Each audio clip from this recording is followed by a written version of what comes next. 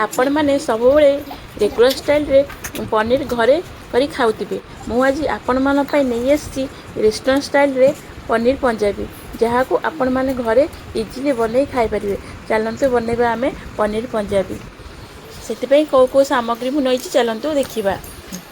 देखो मुझे 400 ग्राम पनीर नहीं जाइए एमती काटिकी सेप्रे नहीं जाइए किसी मो काजू को एमती अध घंटा पूर्व बतुरे देती पानी रे। 2टा बड़ साइज टमाटो को मैंने काटी नहीं जाइए किसी फ्रेश दही किसी अदा और किसी रसुण को एमती नहीं जाइए। तापर सुखा मसला गोटे तेजपत्र किसी लवंग 2-4टा गुजराती किसी जीरा गोटे डालचीन आ 2-3टा पियाज बड़ साइजर पियाज को काटिक एमती नहीं जाइए। आठी किसी मो लंका गुंड धनिया गुंड जीरा गुंड हल्दी गुंड गरम मसला नहीं किसी फ्रेश धनिया पत्र किसी कस्तूरी मेथी आ बटर आउ भल फ्रेश अमूल क्रीम नहीं जाइए। चलतु आम ए प्रस्तुत करवा। फास्ट आम पनीर को आगे मैरिनेट करके रखीदबा से मुझे लुण किसी लंका गुंड आ कि मो हलदी गुंड ताकू पकई देछि ताकू भल भाव आम गोलेदेव जहाँकि सहित पनीर सहित भल भाव मिसीज ताकू भल भाव गोले दे किसी समय 10 ରୁ 15 मिनट ताकू छाड़देवा। देखो तो आपड़ एमती केयरफुल भाव में गोलेदेवे जेहेतु केते सुंदर आमर भल भाव कोटिंग हो गला पनीर उपर।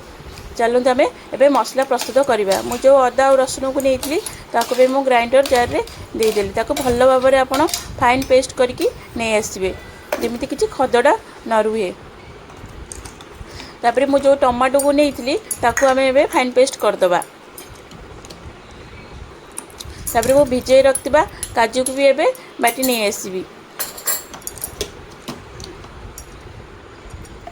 मु जो रखी दही से आम जो सब सुखा मसला नहीं ताकू आम भल भाव से दही रे दे भल भाव गोले दे कि समय भी ताकू रखीदबा। मु गोटे पैन बसी देती पैन टी गरम है मुझे 2 ରୁ 3 बड़ चामच मुझे रिफाइन तेल नहीं गली आपन चले बटर भी दे पारे। देखो जो पनीर को मुझे मैरिनेट कर रखी गोटे गोटे केयरफुली आप एमती तेल रे टे फ्राए करने टे केयरफुल फ्राए करेंगे। देखो केमती कलर आस जाइए यहीपरि भाव में होगले काढ़ी ने एमती कर सब पनीर को एमती फ्राए करने से कढ़ई रे मो आउ अल्प किसी तेल देली ता सहित गोटे बटर भी नहीं जाइए जोटा कि फ्लेवर भल आसो। से तेल टी गरम है गोटा जीरा दे फुटे देले आम जो सब गरम मसला नहीं देदेबा ता सहित 2टा कंचा लकई भी आप देदेवे।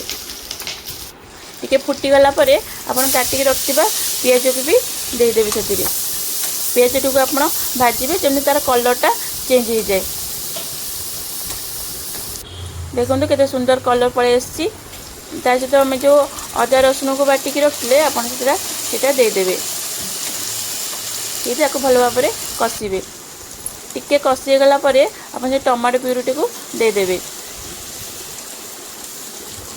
बस आपन ताकू दे आउ किस समय ताकू कषि ने पर्यंत तेल न छाड़ी आपड़ कषि मुझे टिके स्वाद अनुसार लुण देदेली आपण क्वांटिटी हिसाब से लुण देवे। देखो मसला आम भल भाव में तेल छाड़ी आसी जो रखी दही रे फेंटिकी सहीटा को आम ए ऐड करदेले केयरफुली स्लो मीडियम स्लो आंचरे ताको आपण घाटे ना तो आमर खटा दहीटी छिड़ी जापे। तापर जो काजू बटाटा को रखी से ऐड करनेली यही 5 ରୁ 10 मिनट भल भाव में कषिबे। आपन टिके काजू बटा देला टिके पानी देदेवे ना काजूटी आमर तले लगिज। देखो आमर मसलाटा एबे सुंदर भाव में प्रस्तुत हो जाइए। से किसी मु कस्तूरी मेथी पकईदेली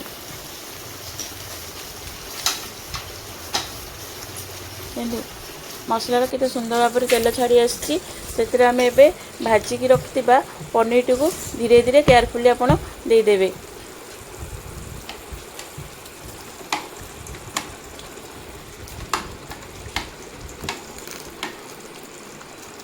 धीरे धीरे आप एमती गोलेबे ना आमर पनीर टी सॉफ्ट अच्छी भांगी जाई पारे।